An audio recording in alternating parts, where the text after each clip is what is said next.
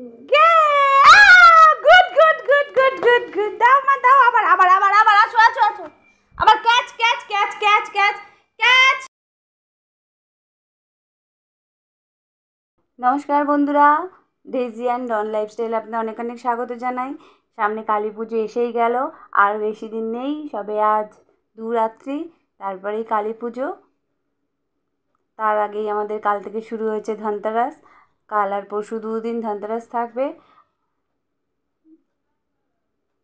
শুভ দীপাবলির অনেক অনেক শুভেচ্ছা আমাদের সবার তরফ থেকে আপনাদেরকে জানাই।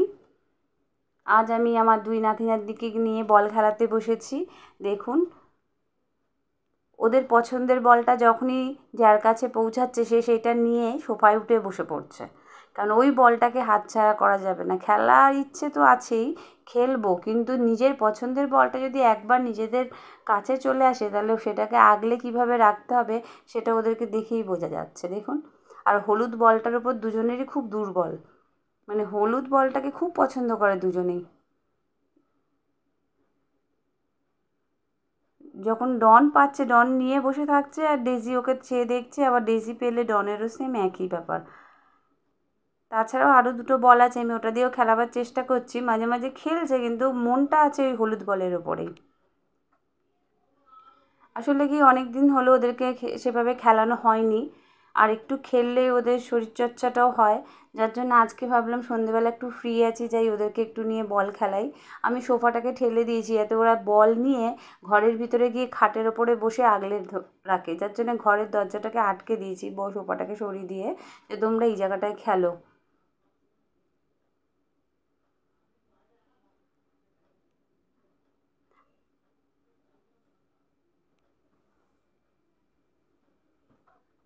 খুব মুডেই আছে, খেলছে মন দিয়ে।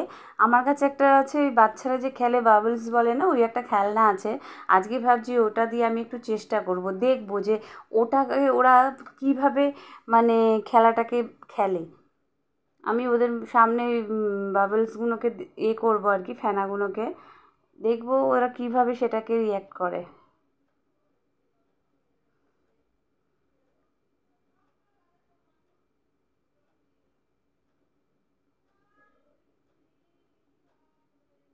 আর এখন তো আপনার বাইরে বাজি ফাটছে, বাজি ফাটলেই একটু ওরা ভয়ও পায়,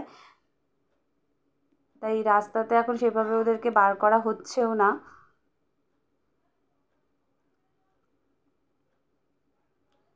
সবাইকে বলছি সবাই বাজি ফাটাবেন, কিন্তু খুব সাবধানে ফাটাবেন। আর বাইরে যে আমাদের ডগিগুলো আছে, ওরা কিন্তু বাজির আওয়াজে খুবই ভয় পায়, তাদের জন্য একটু কেয়ার করবেন।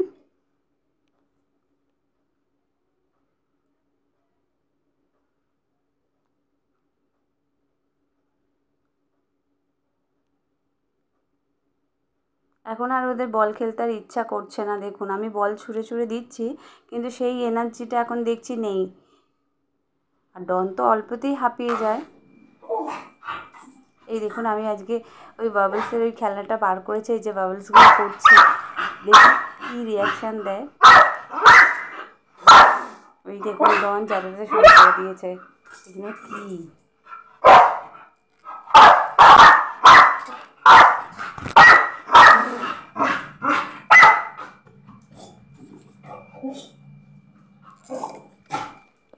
খায় না ডেজি।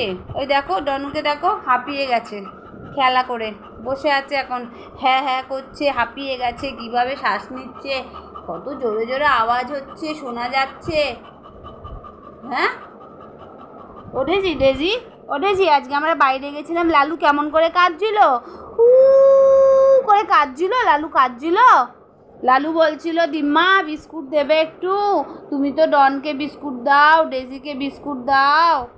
দিয়ে আসবো লালুকে, বিস্কুট দিয়ে আসবো ডেজি, এই যে লালুকে আমি বিস্কুট দিয়ে আসবো মা, আমা লালুকে বিস্কুট দিয়ে আসবো, লালুকে বিস্কুট দিয়ে আসবো, আসবো, হ্যাঁ আবার লালুকে বিস্কুট দিয়ে আসবো, ডনু দিয়ে আসবো লালুকে বিস্কুট, দিয়ে আসবো লালিকে বিস্কুট।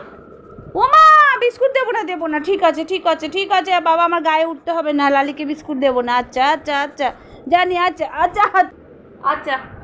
মা তুমি কি বলছো, লালিকে বিস্কুট দেবো? ডনু আমার গায়ে উঠে গেছিলো রাগ করে লালির নাম শুনে। দিয়ে আসবো? লালি কাঁদছিল, বিস্কুট দিয়ে আসি? করে কাঁদছিল আর বিস্কুট দেবে দিম্মা, বিস্কুট দেবে বলছিল। দিয়ে আসবো, দিয়ে আসবো। তুমি ভালো মেয়ে, দিয়ে আসবো তাহলে। আচ্ছা আচ্ছা রনু, দেখলেন তো ওরা কি বলতে চাইছে, যে না তুমি যাবে না লালিকে বিস্কুট দিতে। আর লালির ওদের ওপর একটু অভিমান হয়, যেহেতু লালি আগে আমাদের কাছে ও একাই আদরটা পেতো, এখন এরা দুজন এসে গেছে, এই জন্য লালি একটু স্যাড থাকে আর কি। যাই হোক, আজকের মতো ব্লগটা এখানেই শেষ করছি, আবার আসবো নতুন ব্লগ নিয়ে।